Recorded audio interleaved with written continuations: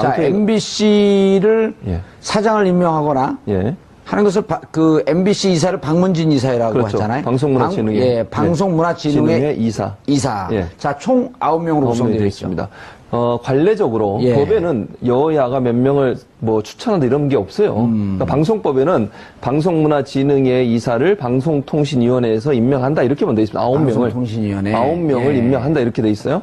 그런데 근데 이제 관례적으로 한 20년 이상은 어떻게 해왔냐면 관례적으로 여야가 6명, 3명, 6대3으로. 방문진법 6조에 저게 있네요. 근데 저기 보시면. 아니요, 숫자는 없습니다. 저게 방문진법 6조에는 총 9명으로 구성된다고만 돼 있지, 예. 여야가 6대3으로 돼 있다는 말은 없습니다. 임명은 방통위가 한다. 그러니까. 교수님이니까 정확하시겠죠. 그럼요. 예. 제가 여기 나와서 헛소리 하겠습니까?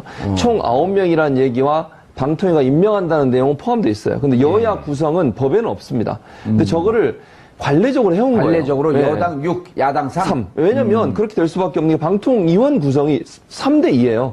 여당이 3명을 추천하고요. 야당이 2명을 추천해요. 그러면 다수결 나오면 항상 여당이 이길 수밖에 예. 없어요. 그럼 만약에 관례적으로 안 해왔으면 여당이 마음대로 9명을 다 임명해도 뭐라고 할 수 없는 거예요. 3대2 다수결로 통과시켜버리면 되니까. 예. 그래서 이제 신사협정처럼 또 방통위가 합의제 기구이기 때문에 이제 저걸 관례적으로 해왔죠. 그러니까 자, 그래서 여당 6명, 야당 3명인데. 3명 이렇게 돼 있었죠. 현재 지금 김완배 이사가 최근에 사표를 냈고요. 유이선 이사가 예, 사표를 냈죠. 교수죠. 그랬죠. 그래서 두 명이 사표를 해서 오늘 방통위에서 예. 2명을 새로 임명을 한 거죠. 임명을 한 거죠. 그렇죠. 누군가요? 그게 한 명은 김경환 교수고요. 예. 상지대 교수고 또 한 분은 이진순 민원연 정책위원이고요. 그런데 이 두 분, 이진순 씨는 서울대 학생회도 하셨고요. 예. 또, 그러니까 운동권 출신이죠. 김경환, 이진순. 예, 두 그러면 분이- 지금 이제 구성이, 예. 5대4가 됐네요. 그렇죠. 5대4가 됐죠. 그래서 5대4니까 다수결로 나오면 당연히 지금 여당이 원하는 대로 결과가 나올 가능성이 있는 거죠. 그러니까 왜냐면. 자, 그런데 세 분이 남아있는 야당 추천목 세 분이, 고용주 이사장, 해임 결의안을 냈죠. 그건 무슨 의미가 있죠? 그 해임 결의안을 내면 예. 10일 이후에 자동으로 상정이 됩니다. 안건으로? 그렇죠. 안건으로 상정이 되죠. 그럼 그 안건을 논의할 수밖에 없는 거잖아요. 예. 근데 오늘 2명이 임명됐기 때문에 아까 말씀드린 5대4 구조가 됐습니다. 그 안건이 올라와서 만약에 지금의 야당 추천위원들, 예. 그러니까 뭐 예전에 새누리당이 추천했던 의원들이죠. 그 이사들이 반대하더라도 5대4로 해임안이 가능하다는 거죠. 아니, 그러니까 불신임. 그러면 예. 그 회의 주재권은 예. 고용주 이사장이 갖고 있잖아요. 갖고 있죠. 네. 안건을 올라와도 차일피일 미루면서 나중에 협의하자. 예. 이렇게 되면 어떻게 되는 거예요? 그렇게 되면 이제 본인이 나가게 되면 누군가 그걸 대신 받아서 해야 되겠죠, 사회권을. 그러니까 본인이 만약에 나가거나 아니면 앉은 상태에서. 앉은 상태에서 그럼 안 하는 거예요. 그럼 표결을 붙이자 그래야죠. 우리 입장에서는, 그러니까 우리란 표현은 여기 쓰면 안 돼. 중립적이니까. 어쨌든, 예. 그러니까 여당 추천 이사들 입장에서는 그걸 그러면 표결에 붙여보자. 이게 안건은 올라오는지 안 하는지. 근데 일단 안건은 올라오면 다루는 건 다뤄야 되는 거예요. 안건이 올라오는데 안 다룰 수 없는 거 아니겠습니까? 예. 그러나 표결에 붙여서 만약에 불신임안을 올렸으니 그 불신임안이 통과가 되면 이사장은 이제 이사장직을 잃게 됩니다. 그게 불신임인가요? 그게 예. 5대4가 됐기 때문에 지금 입장에서는 해임 결의안 냈으니까 해임을 시키는 거 아닌가요? 아니요, 불신임입니다. 불신임. 해임은 사장. 그러니까 이사장은 불신임이거든요. 불신임. 예, 불신임을 하는 거죠. 이사장직을 불신임하게 되는 거죠. 예, 그렇게 되면 어떻게 되나요? 그 이사장 직책을 잃게 되는 거죠. 그냥 이사로 있게 되는 것이고요. 이사장이 없어지고 그냥 이사람만 남는다. 그렇죠. 왜냐면 그럼 누군가가 또 이사장을 선출을 해야 그러면 되네요. 5대4니까 5를 갖고 있는 쪽에서 이사장을 선임할 가능성이 있지 않겠습니까? 그리고 나면 사장에 대한 해임안을 상정할 수가 있는 거죠.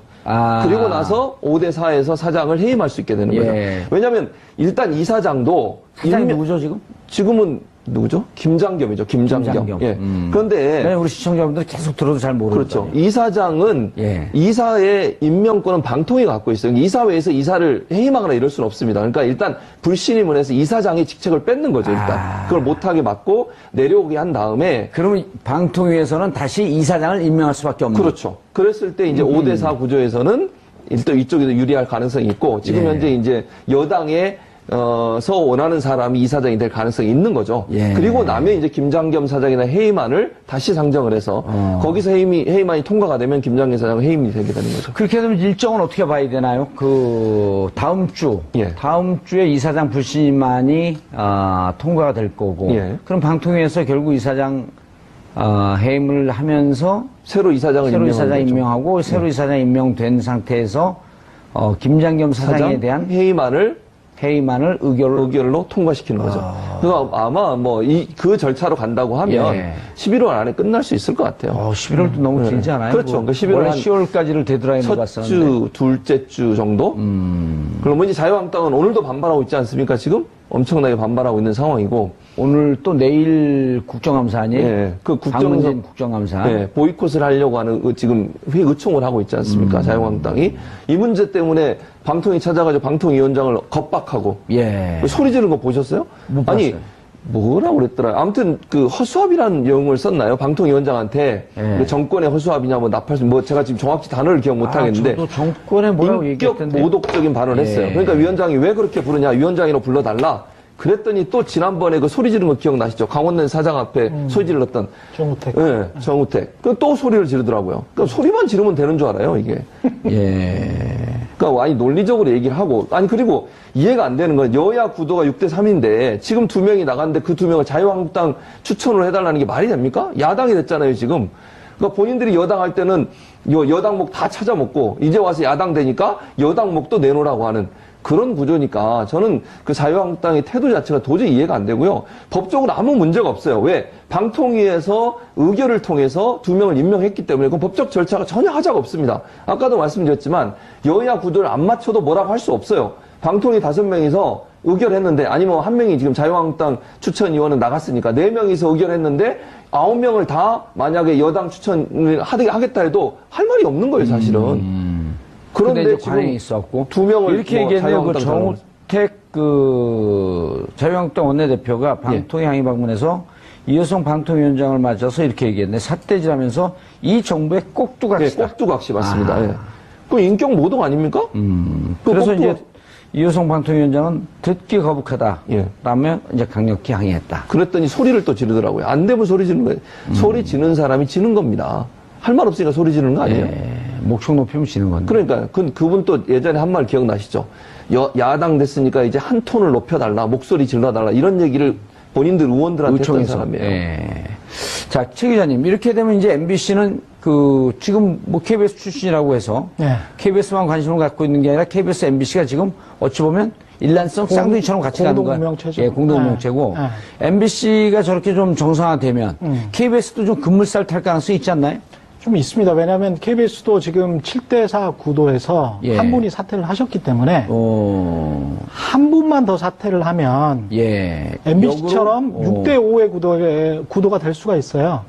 그래서 이사회가 아주 손쉽게 고대영 사장을 고대영 사장은 그리고 이제 김장겸 사장은 2년 반 정도 남았지만 고대영 사장은 1년도 안 남았거든요. 그리고 들리는 여의도 통신 들리는 얘기가 고대영 사장 같은 경우는 내가 어떻게 했으면 좋겠냐 라고 하면서 현재 파업하고 있는 노조 측에다가 좀 원만하게 내가 좀 후퇴할 수 있는 길을 좀 열어달라 이런 얘기를 그럴 그 시그널도 있고 강경한 시그널도 있고 두 개의 시그널이 있기 때문에 뭐가 이 사람의 진짜 의도인지는 모르겠지만 지금 제가 알아본 바로는 최소한 이사장인 이인호 씨도 지금의 현 체제로는 안 된다라는 거에 대해서는 공감을 하고 있어요. 이인호 이사장과 고대영 사장이 그렇게 좋은 사이가 아닙니다. 그래서 이인호 이사장 같은 경우도 구 여권에서 임명한 이사장이죠. 좀 그럼에도 불구하고 합리적인가 보죠? 아닙니다. 그렇게 합리적인 분은 아니지만 그래도 이분의 특징이 이제 폼생폼사거든요. 내가 이사장으로 있을 때 그래도 불합리한 인사에 관해서 사장을 바꿔놓을 수도 있다라는 여지를 굉장히 많이 시그널을 주고 계시는 분이거든요. 그렇기 때문에 굉장히 지금 당장 만약에 이사회가 열려서 이인호 이사장이 본인의 생각대로 아까 말씀드린 대로 이 KBS라는 회사의 경영을 정상화시키기 위해서라도 고대영 사장을 몰아내는 게 해임시키는 게 자기가 이사장으로서의 역할을 하고 그리고 앞으로도 조금이라도 존경받을 수 있는 여지를 남기겠다라는 그런 생각을 가지고 계신 분이라 지금 당장이라도 혹시 모르는 상황이거든요. 그래서 KBS도 MBC와 굉장히 좀 같이 갈 수 있지도 않을까 그런 희망적인 기대를 해봅니다. 상대적으로 KBS가 몇몇 얘기를 하더라고요. MBC 측에서 쪽 계신 분들이 거긴 시용 기자도 없고. 그렇죠. 그다음에 내부가 그 구노조, 신노조 있고 그런데 그 반반 정도로 세력 균점되어 있고. 그렇죠. 양측의 갈등이 뭐 이렇게 심하지 않고 지금 뭐 파업할 때도 양측이 다 참여하지 않았나요? 참여했다가 뭐 구노조는 사실상 지금 거의 안 하는 예, 거죠. 거의 안 하고 있는데 네. 그래서 어쨌든 내부의 갈등 구조가 MBC처럼 복잡하진 않다. 이런 얘기. MBC처럼 복잡하지는 않지만 예. 굉장히 역사가 훨씬 더 오래됐고 MBC는 공채주의로 순혈주의가 굉장히 강했던 조직이고요. 예. 시용 기자를 쓰기 전까지는. 예. 그래서 시용 기자가 굉장히 소수입니다. 아직도. 그래서 그 소수와 이제 이 사람들이 제대로 된 사장을 영입해서 이 다수가 힘을 합한다면 이 소수는 충분히 몰아낼 수 있는 그런 정도의 어떤 세력이 되는데 KBS 같은 경우는 굉장히 개혁적인 사장이 오지 않는다면 구노조가 여전히 절반 정도의 힘을 가지고 있기 때문에 그 사람들이 현재의 야당과 연합해서 아까 이른바 이야기했던 기계적 균형을 핑계 삼아 여러 개혁적인 어떤 조치들에 대해서 발목을 잡을 수 있고 오히려 개혁적인 보도에 관해서 이게 너무 진보적이다. 너무 개혁적이다. 이렇게 안에서 비토를 놓을 수 있는 가능성도 있기 때문에 예. KBS는 그런 구조는 계속 지금 상존해 있다라고 봐야죠. 그래서 고대영 사장을 몰아내는 것은 1번이고요. 시작일 뿐이고 예. 진짜 시작은 정말 개혁적인 사장을 영입하는 게 KBS 개혁의 진짜 출발점이다. 그렇게 생각하고 있습니다.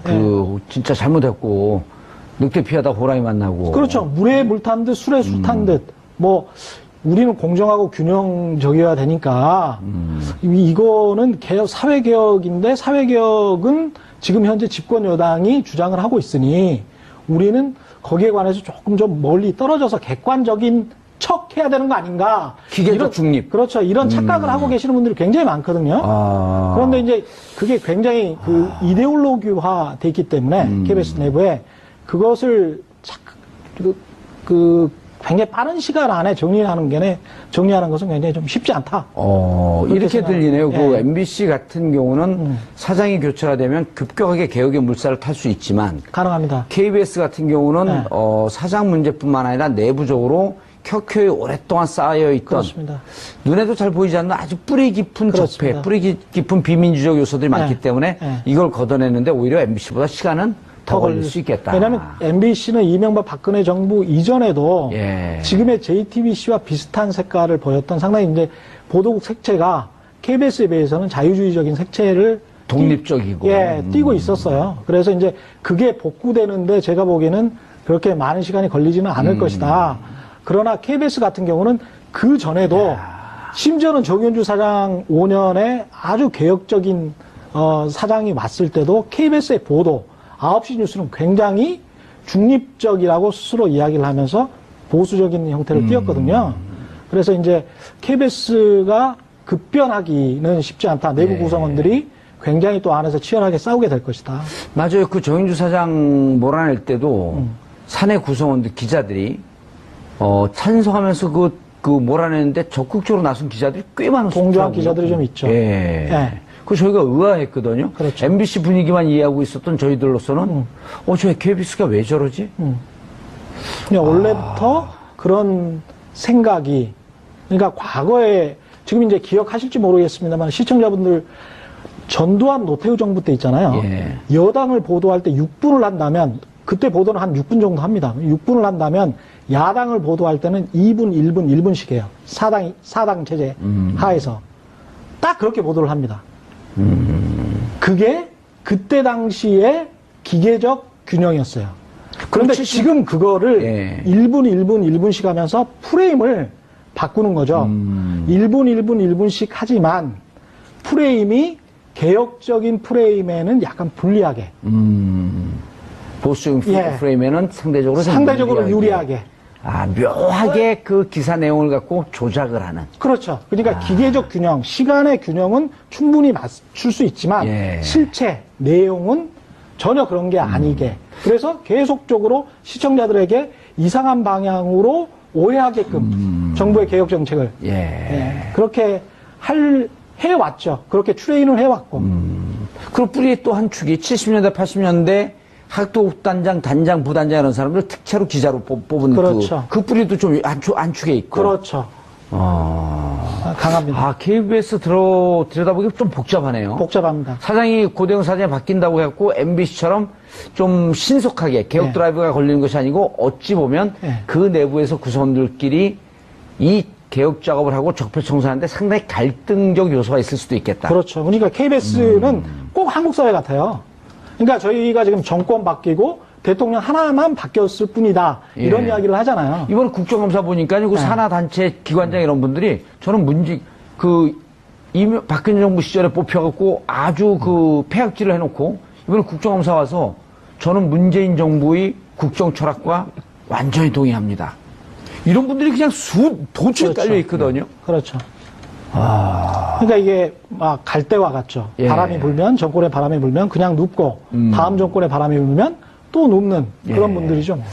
알겠습니다. 최 교수님. 예. KBS 얘기가 점입가경이에요. 점점 우리는 객관적으로 보면 잘 이해해서 재미는 있어지는데 예.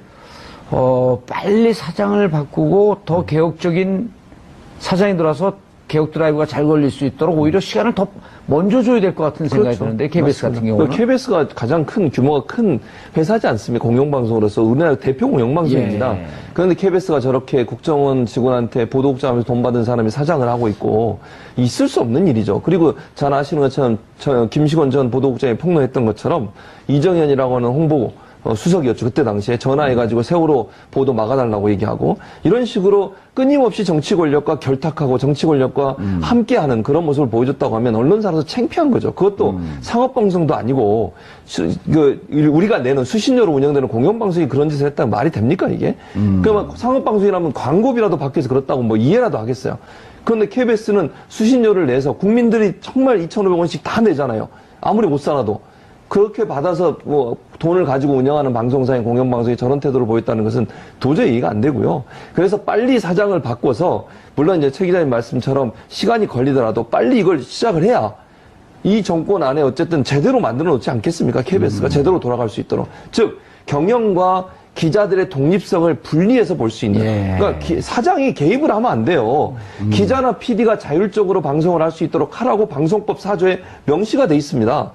그러니까 아무리 사장이라도 또는 이사장이라 하더라도 방송국의 기자나 아니면 제작 담당자들이 자유롭게 자신의 양심에 의해서 공정하게 보도하는 것을 개입하거나 방해하면 법적 처벌을 받게 돼 있어요. 예. 그러니까 고대영 같은 분도 지금 방송법에 위반되는 법적 처벌을 받을 수 있는 소지가 있는 사람입니다. 저 사람이. 왜냐하면 보도에 개입을 했잖아요. 예. 취재하지 말라 그러고 취재해서 보도하려면 방송 못 내보내게 하고 이건 명확하게 방송법 4조를 어기는 거거든요. 예. 그러니까 국회에서도 그랬잖아요. 맞아요. 그 직원이 대답하지 대답하려고 말라고. 대답하지 마. 얼마나 교만합니까, 그게. 아주 볼 수 없는 국회의원들 앞에서 그런 태도를 보인다는 게 얼마나 이 사람이 정말 아나무인인가. 국회의원이 아니고 국회의원은 국민의 국민의 대표이기 때문에 국민 대표죠. 앞에서 그런 거예요. 그렇죠. 그것도 국회의원들이 질문하는 국민을 대신해서 물어보는 건데 거기다 대고 대답하지 같은 말라니. 대학을 나온 게 창피해 죽겠네 진짜. 오늘처럼 부끄러운 날이 없어요. 사석에서 만나서 또 무척 진보적인 발언만 해요. 그렇습니까? 저는 안 만나봐가지고. 예. 상갓집 이런 데서 만나면 참을 수가 없어요. 막 민주당을 격렬하고 막 걱정을 해주고. 그런 경험 많이 해보셨을 거 아니에요? 그분들이 이제 정치부 기자 생활을 오래 했기 때문에 예. 그런 노하우에는 아주 익숙하고요. 그리고 여야 가릴 것 없이 사실 뭐 친분이 있는 국회의원들도 굉장히 많을 것이고 예.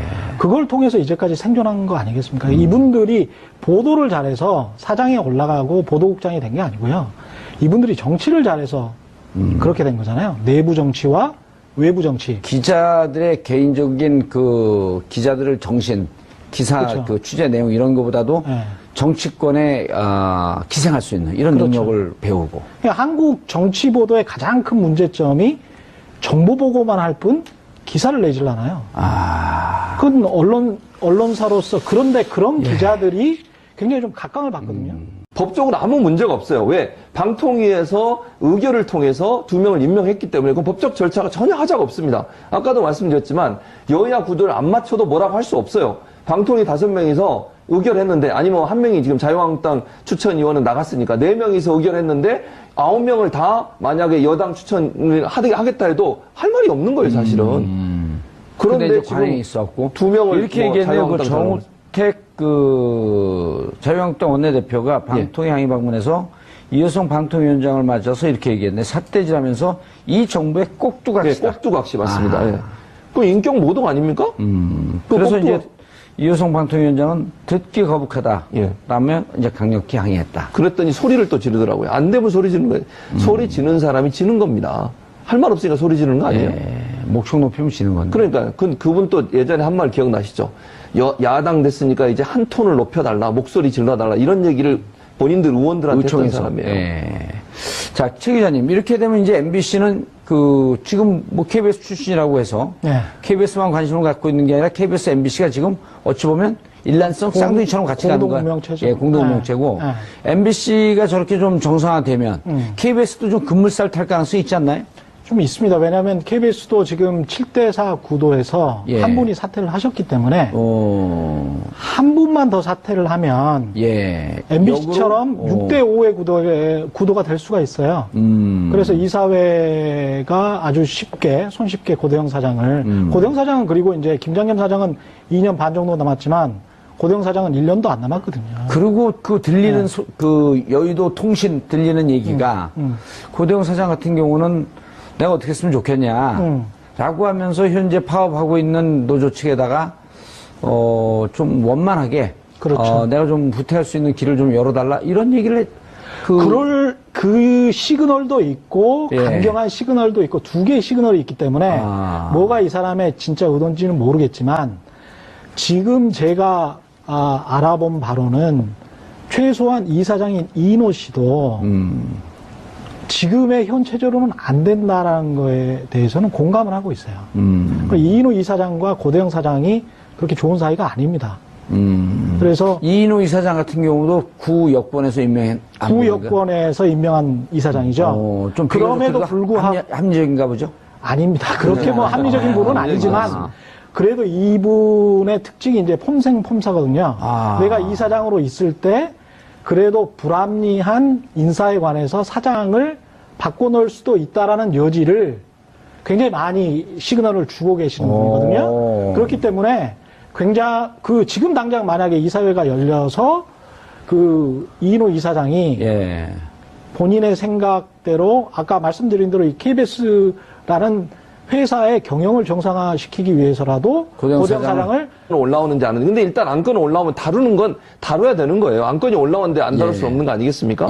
그러나 표결에 붙여서 만약에 불신임안을 올렸으니 그 불신임안이 통과가 되면 이사장은 이제 이사장직을 잃게 됩니다. 불신임이니까요. 그게 5대4가 됐기 때문에 지금 입장에서는 해임 결의안 냈으니까 해임을 시키는 거 아닌가요? 아니요. 불신임입니다. 불신임. 해임은 사장. 그러니까 이사장은 불신임이거든요. 불신임. 예, 불신임을 하는 거죠. 이사장직을 불신임하게 되는 거죠. 그렇게 되면 어떻게 되나요? 그 이사장 직책을 잃게 되는 거죠.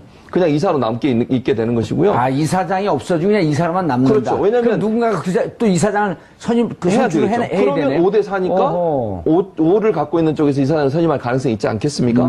그리고 나면 사장에 대한 해임안을 상정할 수가 있는 거죠.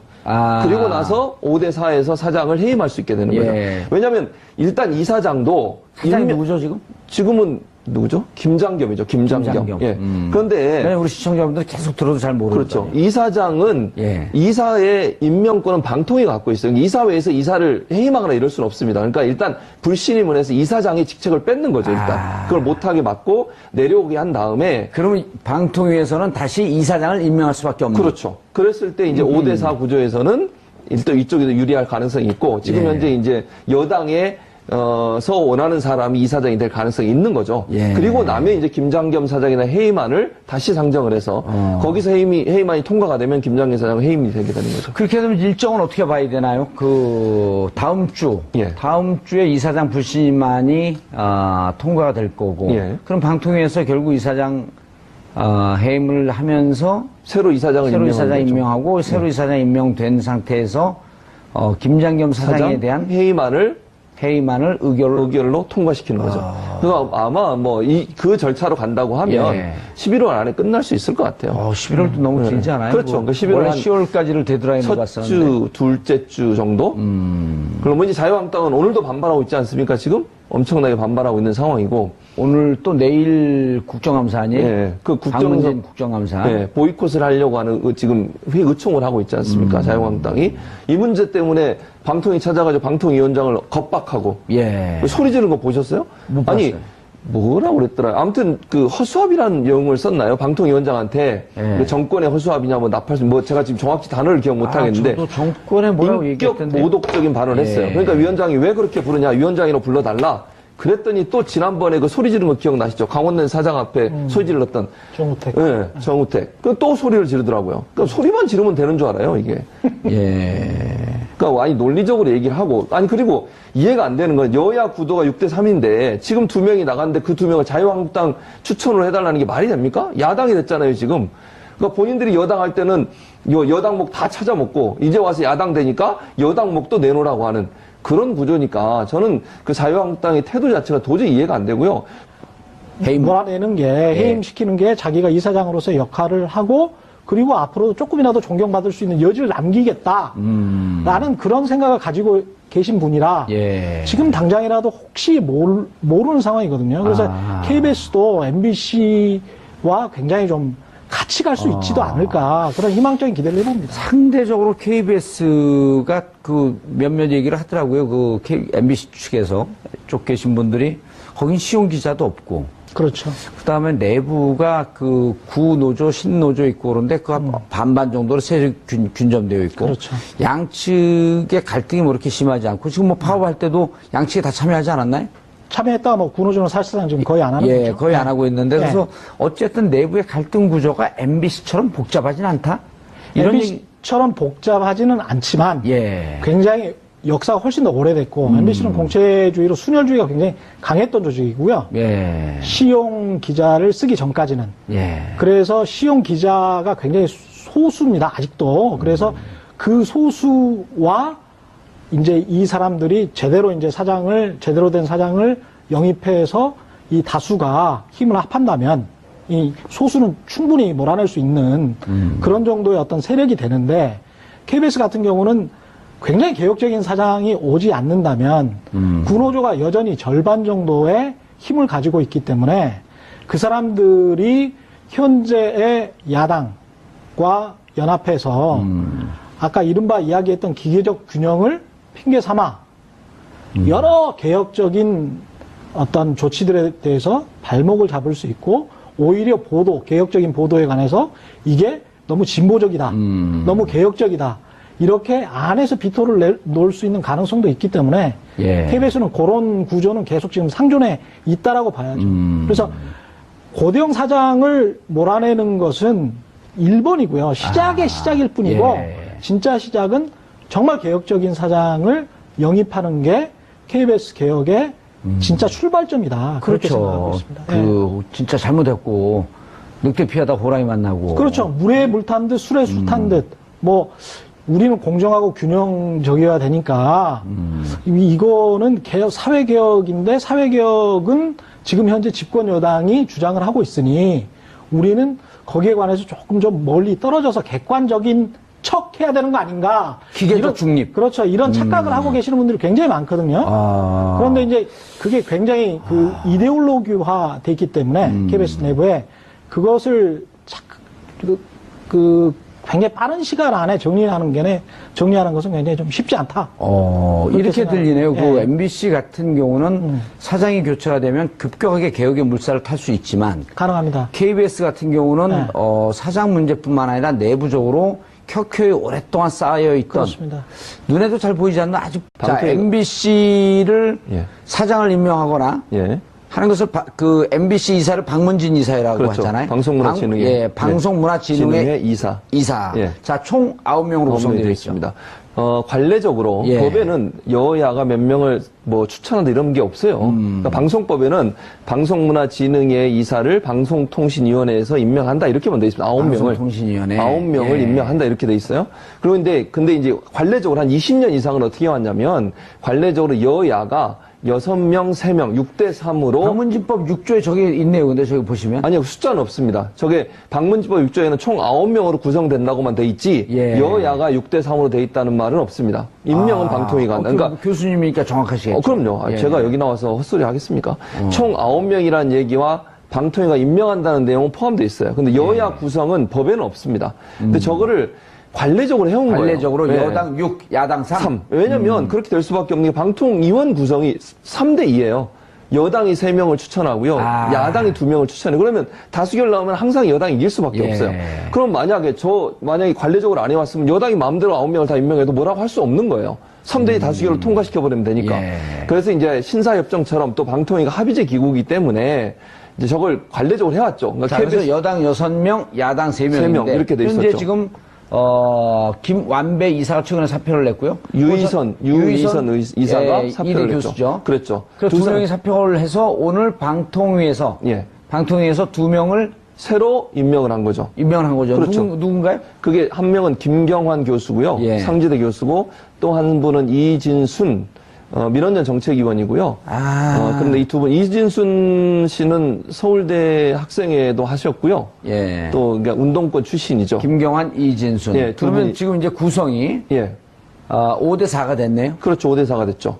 그래서 5대4니까 다수결 나오면 당연히 지금 여당이 원하는 대로 결과가 나올 가능성이 있는 거죠. 그러니까 왜냐면. 자, 그런데 세 분이 남아있는 야당 추천목 세 분이, 고용주 이사장, 해임 결의안을 냈죠.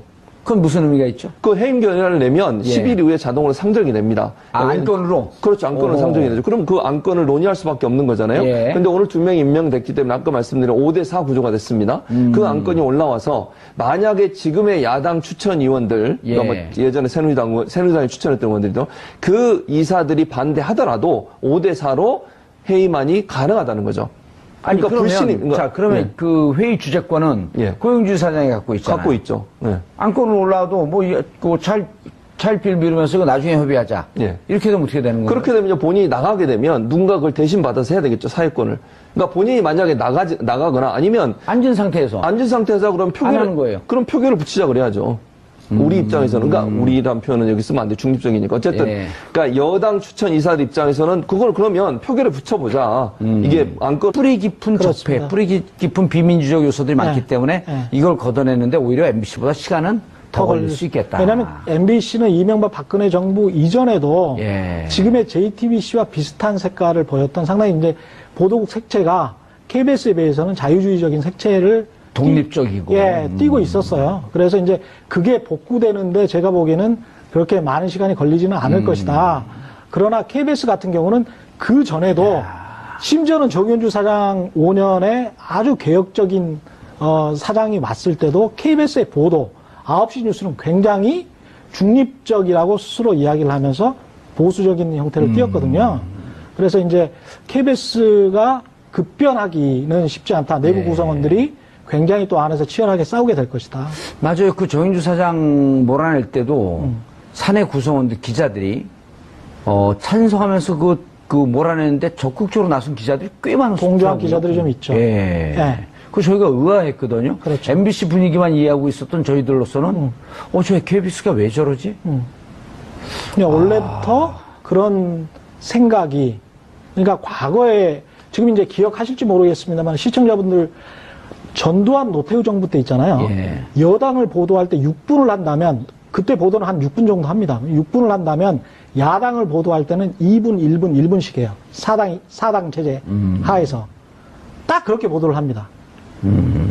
그게 그때 당시에 기계적 균형이었어요. 그런데 지금 그거를 1분, 1분, 1분씩 하면서 프레임을 바꾸는 거죠. 1분, 1분, 1분씩 하지만 프레임이 개혁적인 프레임에는 약간 불리하게. 보수적인 프레임에는 상대적으로 유리하게.